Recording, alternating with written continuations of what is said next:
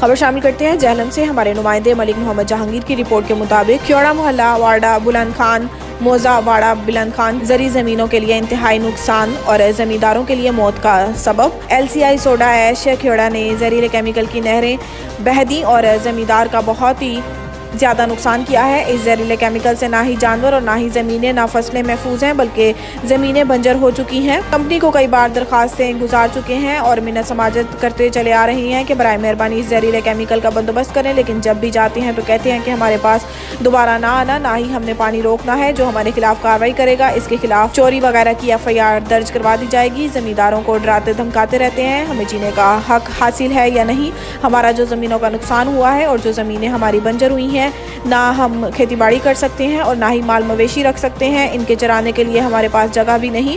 बची महर मलिक मोहम्मद खालिद मलिक शौकत हयात अमान मलिक नैयर अब्बास मलिक मोहम्मद सप्तान अफसर और मलिक सईद अमीर मलिक बशीर और राजा मोहम्मद नवाब वगैरह का कहना है कि आला हुकाम IG Punjab, DIG, DPO Jhelum और SP पिंड दादन खान से गुजारिश है कि हमारी ज़मीन का मुआवजा यानी नुकसान दिलाया जाए और इनके खिलाफ कानूनी कार्रवाई की जाए। नोटिस लेने का मुतालबा किया है। नवीद टिक्का शॉप मुंशी महल्ला चौक। नया अंदाज, नया जायका और मयार एक साथ। नवीद टिक्का शॉप अपना पैगाम देते हैं, रेट वो जो हर किसी की पहुंच में।